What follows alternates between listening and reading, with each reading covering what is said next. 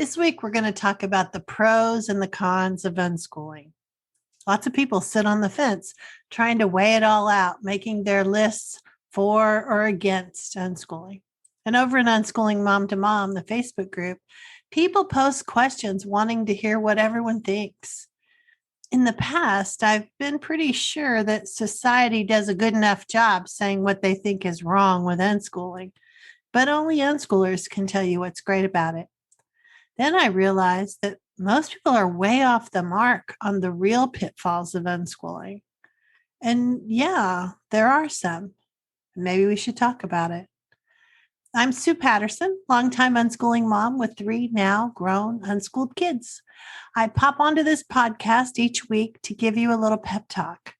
Just 5 or 10 minutes of reassurance to help you start your week and keep you encouraged. Because one thing I know after 25 years of this, unschooling works. It just does. And maybe these little podcasts can be just the lifeline you need. And if you need a little more, I'd love to have you join us in my Creating Confidence membership group.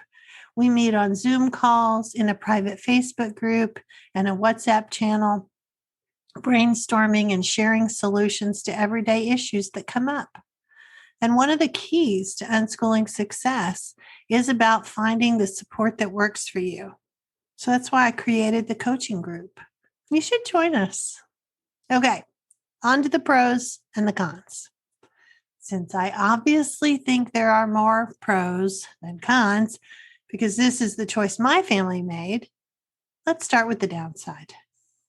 And it's not the things you're probably thinking of, because unschooled kids are prepared for adulthood. They do get into college. They make friends. They learn to manage in the real world. But here's what I think are some of the issues that might trip you up. There's no formula. When we say individualized, we mean it. You can't copy off of someone else's paper, read the secret recipe in some book. You have to look at your own child standing in front of you and figure out what needs to happen next. For some people, that's really freeing. For others, it can be terrifying.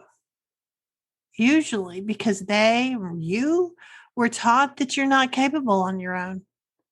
Unschooling moms and dads have to overcome some personal doubts and second guessing to get to this place where they can unschool with some relative degree of confidence.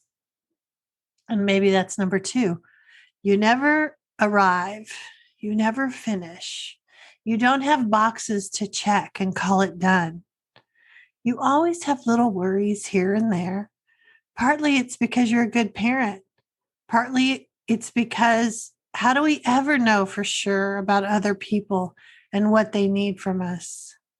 That's why building trust and learning to communicate clearly makes all the difference. For some people, this is really hard. The third is that people pleasers sometimes have a lot to work through. Again, it's about that trust and confidence. John Holt, a pioneer in the research of homeschooling and unschooling, said that we have a hard time trusting children because we were convinced ourselves that we could not be trusted. And that's not true at all. Number 4, another problem with unschooling is that you have no one else to blame if things don't go as you envisioned. The buck stops here, so to speak. Or as my kids used to say, tag, you're it. And the 5th one is that all of these negatives boil down to the fact that the parent has to be willing to do a significant amount of internal work.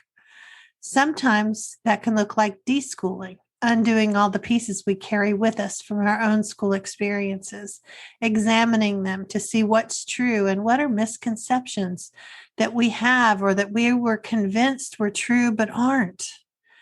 And sometimes our internal work has to do with our parenting or our ideas about how the adults and the children are supposed to interact.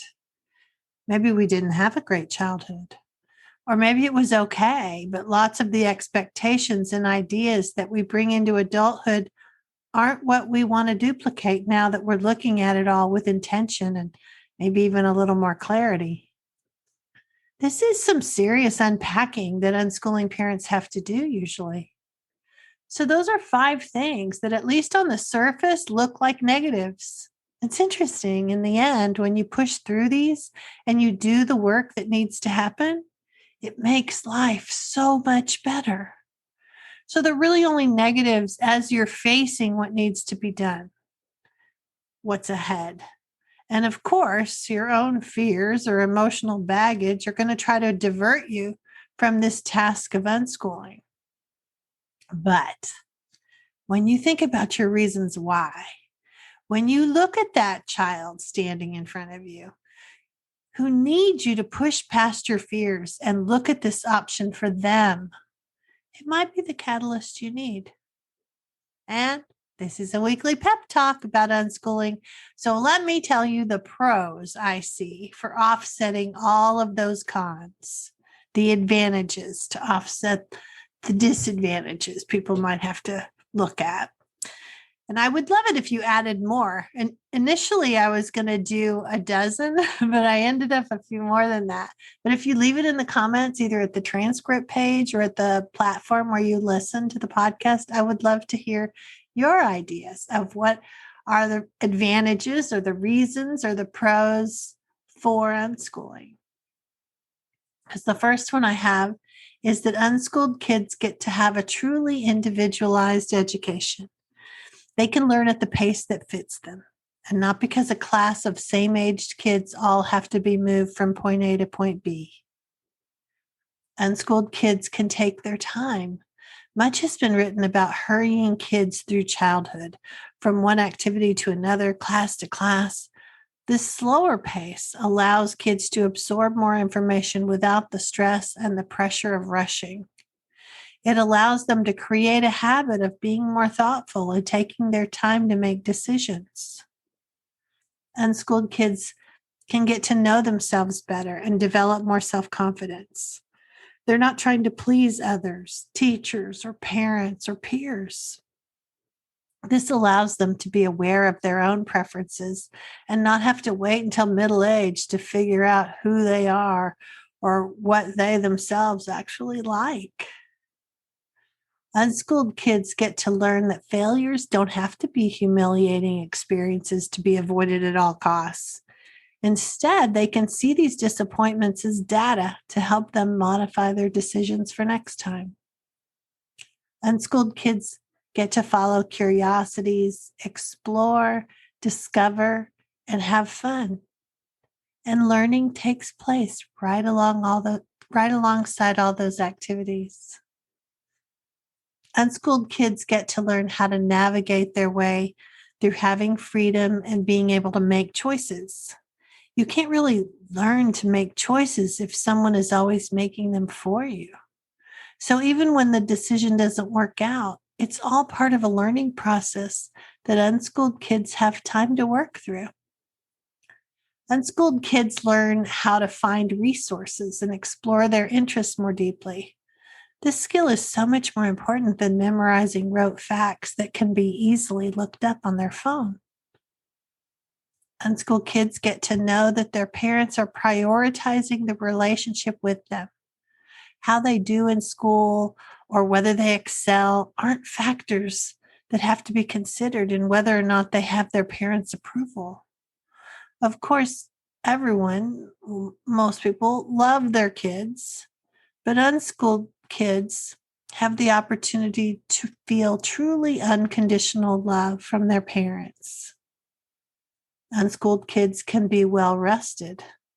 There's also a lot written about sleep deprivation that kids have to work through, especially teenagers, but not unschooled kids. They can sleep until they're ready to wake up. In my book, Homeschooled Teens, where 75 young people spoke about their lives without school, these were the advantages that they saw in this unconventional approach to their teen years. Number one, they saw that they have a happier approach to learning. They're not convinced that learning is drudgery. They haven't had boring information shoved down their throats year after year after year. They've been exposed to real-world opportunities. They're out in it all the time. They didn't have to wait until they were 18 or only read about it in a book. They've been able to avoid unnecessary stress, bullying, peer pressure, unnecessary competition. That's also commonplace in a school day. Their socialization opportunities are better because it's based on shared experiences and interests. It doesn't matter if someone is the same age or grade level. Do they like the same things? That's the basis for friendship. And they have better influences, primarily because of this focus on connection within the family. When a parent learns how to partner with their child, trust develops between both. It's much easier to share problems or seek help if you know your parent is going to be there to help you without judgments and I told you so's. So, there are a few pros and cons for unschooling. I hope it helps you make your decision or reinforces the decision you've already made. Okay, so join me in my membership group where I can offer a lot more support. Otherwise, I'll be back with you again next week. So enjoy your unschooling adventures.